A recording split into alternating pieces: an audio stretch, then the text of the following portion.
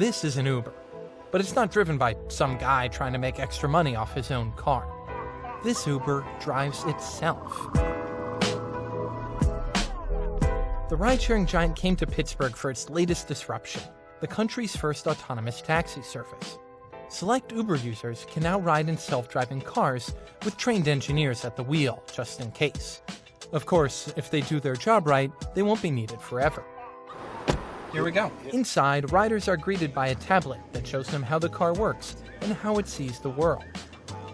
Uber plans to introduce a fleet of autonomous Volvo SUVs early next year, but it's using Ford Fusions for the time being. They can explore a 12-mile chunk of downtown Pittsburgh, an area the company's engineers quickly plan to expand. Over bridges, down narrow streets, around jaywalkers, the car handles just about everything, though the human engineer does have to grab the wheel every few minutes. The city of Bridges is happy to host a robo-revolution, with its promise of high-tech jobs and fewer crashes than ever before, even if some people find the jerry-rigged robo-rides perplexing. It wasn't really steel, it was innovation that built Pittsburgh. Startups will choose places based upon the ability to be innovative. And there's never a time that regulations come before innovation.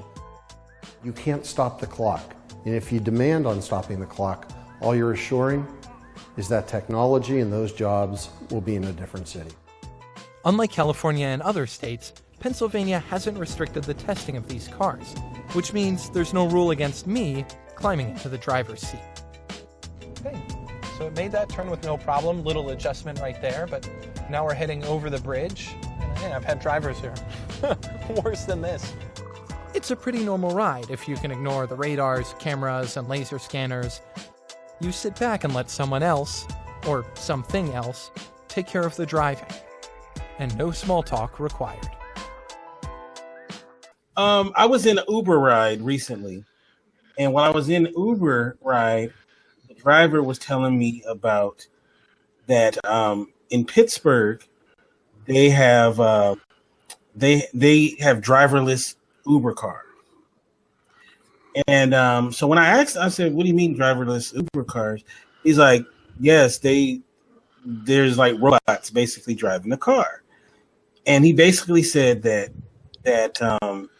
their plan is in the very near future that there will no longer be Uber drivers, that the cars will pick you up without a driver. And they say in Pittsburgh, they've already are doing this. They actually have, I don't know if you guys heard about this. Well, wasn't it Pittsburgh or somewhere near Pittsburgh where an Uber driver went nuts and went on a killing spree? Maybe that's why they did it. I don't know. But so they basically said that the Uber for free, Uber will come pick you up, and there is a human in the car, but he is not driving. It's just to make you feel okay. But the car is totally driven by like some sort of robotic type deal. And they were saying that in the next 5 years, the hope is that there won't be no more drivers ever, because they said that's where wrecks come from, is human error.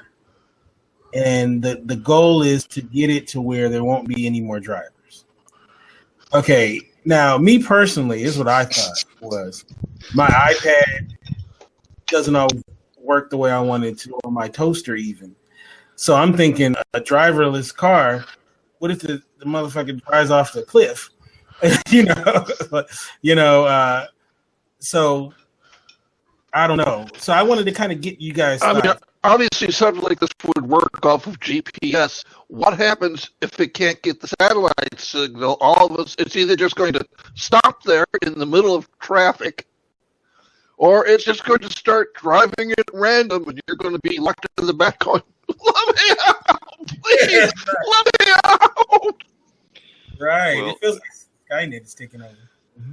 So it's like some of the cars, in other words, they run off the GPS. It's like, Google's got one, Audi's got one, Honda's got one. You hit a button and the car will come out of the parking spot and come to you and stuff like that. They're all trying to come up with these automated cars. Some of them They have cameras on them, and they actually sense, where the other cars are at, and like if you start to, if you start to drift into a lane, or it'll, pull it back into your lane and stuff. And now you don't even have to pay attention anymore, because there's certain cars that you can be looking all around, and you don't have to worry about hitting the car in front of you, because it stops for you. So well, I know that some of I've seen a couple of posts on a few job links about being a passenger in the new Google Street View cars. And what you're doing is you're sitting there the entire time while the robot drives. And you're just there basically to make sure that nothing happens. If it does malfunction, there's somebody in the car that can do something to keep it from going disastrous. And it's like, okay, we're becoming so lazy and so idiotic that Terminator is starting to become a real possible future at this point.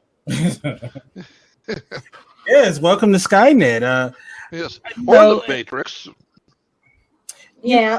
Can you picture though, like no one driving anymore, and everything is just driverless cars, and that'd be kind of, I don't know, because they're saying that humans are the reason why there's accidents and stuff like that. So if they got rid of the human, no, I disagree. It's not humans that are responsible for accidents. It's idiots. That's what it is. It ain't humans. It's idiots. And you know what? Don't know how to drive. And you know what? There are some pretty smart idiots out there that are the ones programming these robots. Yeah, I don't know. I mean, can you picture though, like being on a date, and I guess you're in the back seat with your mate, and the driverless car is just taking you wherever, and you guys feel free to do whatever you like in the back. I don't know. I don't know. That might not be so bad when you put it like I don't know if I could do it in a moving car, but with my luck, it'd be parked, and at 11 o'clock, this little ding would go off, and it would say, "The park is going to close. We must leave now. Get dressed, you perverts." Knowing my luck, about the same thing would happen, but it would just like the car would just happen to be a convertible, and it would just all of a sudden just put the top down. It's like, So what do you guys think? A thumbs up with the driverless cars? Thumbs down? Or I know me personally, nothing ever works when it launches. So I would like the first